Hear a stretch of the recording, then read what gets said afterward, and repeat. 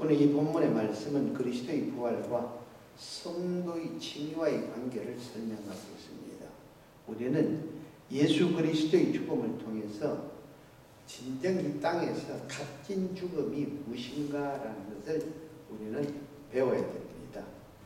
나 한 사람의 죽음을 통해서 많은 사람을 살린다면 여러분 그 죽음보다도 값진 죽음이 없죠. 이 옛날에 이 어머님들이 그런 삶을 살았고 아버님들이 그런 삶을 살았고 또 자녀들이 그런 삶을 살았죠. 그런데 지금은 그런 삶을 살려고 하는 부모도 드물고 더더구나 자식들은 그렇게 없습니다. 오늘 본문 24절에 믿음의 대상과 근거는 딱 한 분인데 그분이 누군가 하면 바로 하나님이시다라는 것입니다. 그래서 우리는 내가 믿는다는데 사람을 믿는 게 아니에요. 아내를 믿는 것도 남편을 믿는 것도 자식을 믿는 것도 아니라 우리의 믿음의 대상은 온리 한 분, 하나님 아버지 한 분입니다. 사도 바울이 이 로마서 4장 전체를 말씀한 내용입니다. 아브라함이 의롭다함은 아브라함의 어떤 행위를 통해서 얻어진 것이 아니라 아브라함이 하나님을 믿었기에 그 하나님이 요구하시는 대로 순종했다는 그 믿음으로 의롭다고 받았다라고 하는 것을 이 로마서 4장을 통해서 설명을 하고 있습니다. 우리는 역시도 우리가 내가 정직하고 내가 의롭고 내가 진실하고 내가 인정이 많아서 남을 도와줘서 이런 것을 믿음이라는 것이 아니라 하나님이 나에게 무슨 요구를 하든 내가 어떤 환경에 어떤 입장과 처지에 있더라도 하나님의 말씀이 나에게 주어지기 때문에 그 말씀에 순종해서 남이 나에게 어떻게 하더라도 내 환경이 아무리 안 좋더라도 하나님 말씀이 주어졌기에 그 하나님 믿는 믿음 앞에서 하나님 앞에 충성하기 위해서 하나님을 기쁘게 하기 위해서 내가 찬양을 하고 내가 봉사를 하고 내가 헌신을 하고 내가 섬김을 살고 내가 아파주고 내가 바보가 되고 이것은 그러니까 하나님 때문에 이 믿음을 보고 하나님께서는 너가 어렵다 하는 것이죠. 아브라함의 믿음이 그랬다라는 것입니다. 왜 하나님은 주님을 십자가에 죽도록 내버려 두셨겠습니까? 너무너무 중요합니다. 하나님께서 주님을 십자가에 죽이고 3월 후에 살리심이 이것이 바로 복음이죠. 이 복음이 믿는 우리를 부여리는 하나님의 능력이라는 것입니다. 죽은 자를 살리는 것도 능력이고 아픈 것을 고치는 것도 능력이고 없는 자에게 많이 주는 것도 이것도 능력이지만 그러나 능력 중의 능력은 예수 그리스도가 우리 죄를 대속하시고 십자가에 못 박혀 돌아가셨다가 우리 죄의 문제를 해결하고 3일 만에 다시 부활하셨다. 그것을 믿음으로 구원받는 것 이것보다 그 능력은 없다라는 것입니다. 이것이 바로 복음을 우리에게 주는 하나님의 능력이다라는 것입니다. 그래서 첫째로 그리스도의 죽음은 어떤 죽음이냐 하는 것이에요. 그리스도 왜 우리를 위해서 십자가에 못 박혀 돌아가셨는가? 그 죽음은 첫째는 죄인인 나를 대신해서 죽어준 죽음이라는 것입니다. 주님의 우리의 범장을 위하여 내어줌이 되고 5장 8절에 가서는 우리가 아직 죄인 되었을 때 그리스도께서 우리를 위해 죽어주셨다라고 말씀을 하고 있습니다. 세상에 살다 보면 혹 선한 사람을 위해서 죽는 경우가 있습니다. 그리고 다수를 살리기 위해서 다수를 위해서 죽는 경우가 있죠. 운동권에서는 가끔 그런 일도 일어납니다. 그런가 하면은 사회 정의를 위해서 죽는 경우도 있습니다. 그러나 죄인을 위해서 죄인을 대신해서 죽어주는 경우는 없다라는 것입니다. 오히려 죄인이 있으면은 질서를 위해서 다음 세대를 위해서 그 사람을 매듭을 시켰습니다. 저런 사람 이 사회에 필요가 없다. 저런 사람 본을 주지 못한다라고 매장을 시켜버립니다. 그런데 주님은 우리가 죄인으로 죄를 짓고 있는데도 불구하고 우리를 찾아오시고 당신의 온몸을 희생시키면서 우리의 죄를 대속해 주셨다라는 것입니다. 그래서 이사야 53장에 그가 찔림은 우리의 허물 때문에, 그가 상함은 우리의 죄악 때문에, 그가 징계를 받음으로 평안을 누리고 그가 채찍에 맞음으로 남을 입었다 하고 있죠. 그리고 신약 전체에 뭐십니까? 부유한 자로서 가난한 자를 위해서 그가 대신 가난해 주셨다라고 이렇게 말씀을 하고 있습니다. 이처럼 주님의 희생과 죽음은 의인으로서 죄인을 대신한 희생과 죽음이었습니다. 그러므로 어떤 죄인이라도 예수 그리스도를 믿고 따르기만 하면 죄사함을 받고 사망에서 생명으로 옮겨져서 부활의 영광에 동참할 수가 있다는 것입니다. 이것이 예수님께서 우리의 죄를 대속하시고 죽은 죽음의 첫째의 목적입니다. 그 다음 두 번째, 예수님이 십자가의 죽음은 무엇에 의해서 억지로 밀려서 감각적이 아니라 자발적인 죽음이라는 것입니다. 이 주님의 죽으심은 구약 시대에 드리는 제사의 한계를 해결했다는 것입니다. 그래서 히브리서 10장 4절에 이는 황소와 염소의 피가 능히 죄를 없이 하지 못함이니라. 짐승의 피를 가지고는 인간의 죄를 깨끗하게 할 수가 없습니다.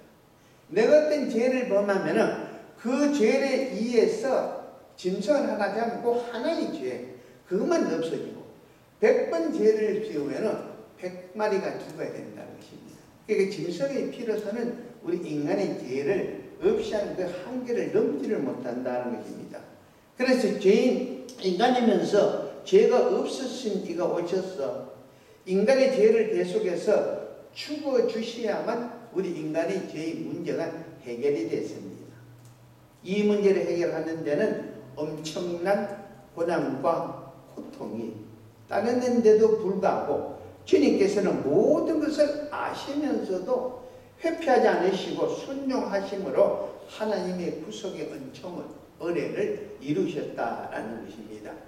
이를 위해서 땀방울이 핏방울이 되고 자기 뜻을 뺏기 위해서 기다렸다는 것을 우리가 성경을 통해서 너무나 잘 알고 있습니다. 그 당신의 뜻을 하나님의 뜻에 일치시키기 위해서 자기를 뜯는 것입니다. 자기를 부정하는 것이죠. 신약에서 주님께서 너가 나를 따르라면 뭐가 너 자신을 너가 부인을 해라. 그리고 너가 져야 할 십자가, 거기에 대한 아픔과 고통을, 자존심을 지고 따라오라 그러죠. 우리는 항상 저부터 그렇습니다. 내 것을 세우고 내 것을 가지고 신앙생활을 하려고 내 것 가지고 내 믿음, 내 고집을 갖다 앞세우는데 이건 주님을 따라가는 제자의 조건을 이룰 수가 없습니다. 그래서 주님은 항상 우리에게 너 것을 버리고 쫓으라고 합니다. 그래서 주님은 자기 것을 벗어버리고 내 뜻대로 말고 하나님 뜻대로 하면서 그 하나님의 뜻에 순종함으로써 십자가를 지고 죽을 수가 있었다라는 것입니다. 이것이 자발적입니다. 무엇에 의해서가 아니죠. 하나님 뜻을 쫓아서 자기 뜻을 버리고 그 다음 세 번째의 주님의 십자가의 죽음에는 주님의 죽음을 통해서 하나님과 인간 사이에 가려막힌 죄의 벽을 이것을 허물고 하나님과 직접 교통할 수 있는 길을 열어주셨다는 것입니다. 이 주님의 죽음은 그냥 죽음이 아닌 우리 대신 하나님의 진노를 받으신 죽음이라는 것이에요. 그래서 갈라디아서 3장 13절에 그리스도께서 우리를 위하여 저주를 받은 바 되사 율법의 저주에서 우리를 속량하셨으니 기록된 바 나무에 달린 자마다 저주 아래 있는 자라 하셨습니다.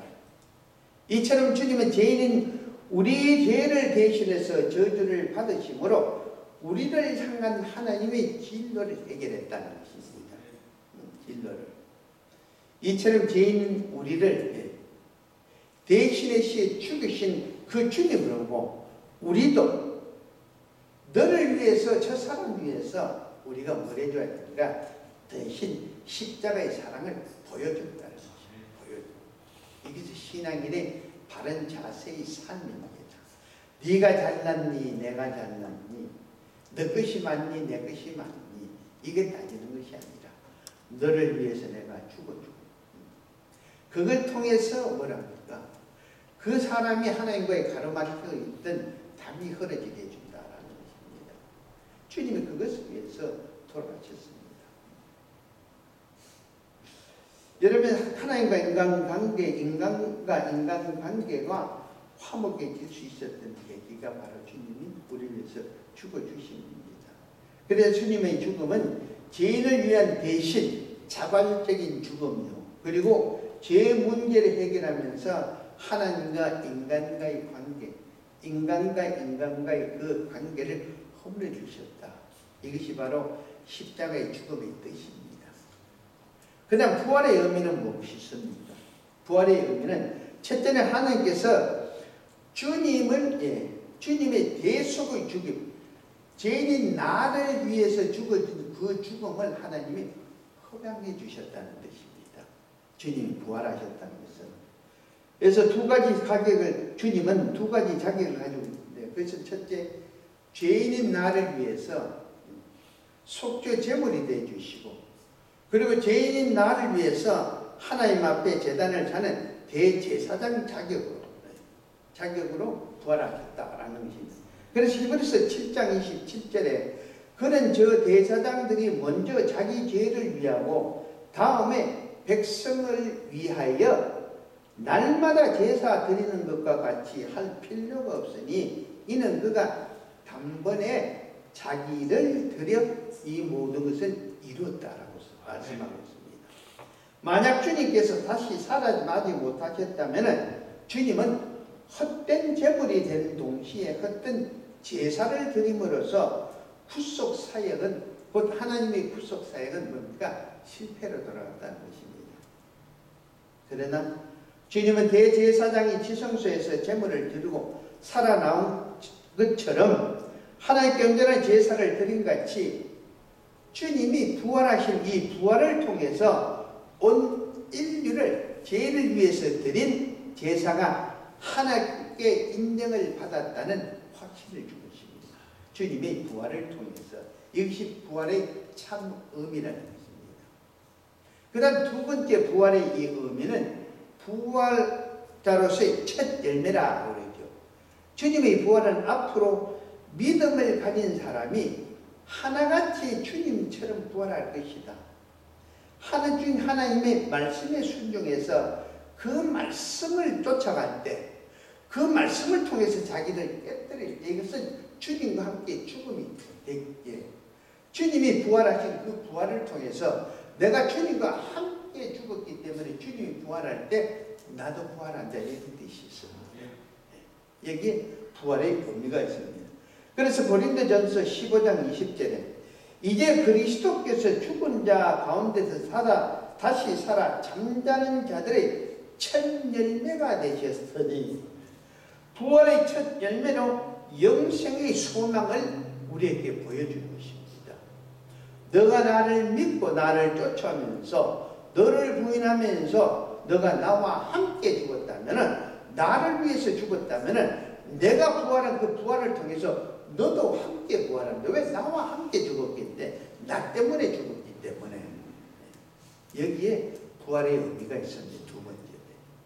그 다음 세 번째 부활의 의미는 주님께서는 우리들의 중보자가 되신다 그러죠. 이제 부활의 주님은 하늘 보좌 우편에서 우리 중보자로, 오늘 아침에 여러분들이 하나님 앞에 부르짖는 그 부르짖음의 기도를 하나님 우편에 계시는 주님께서 그것을 다 들어서 하나님한테, 하나님 아버지, 이 장로님이 이런 기도가 넣습니다.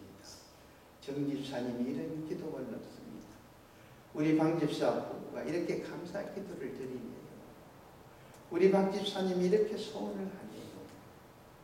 우리 김집사님이, 우리 권사님이 이렇게 소원을 하네요 하고 중보자로서 우리 기도를 하나님 앞에 낱낱이 알려주신다라고 말씀을 하고 있습니다. 그래서 주님은 육신을 입고 오셔서 육신의 고통을 다 경험하셨기 때문에 그 누구보다도 인간의 연약함을 잘 알고 계시기에 주님은 언제 어느 때나 하나님 우편에서 하나님께 우리 기도를 변호를 해줍니다. 이런 형편과 처지가 있고 저런 아픔이 있고 저런 일을 해야 되고 저것을 계획하니까 주님 도와주셔야 되지 않습니까? 라고 중보를 하고 있습니다.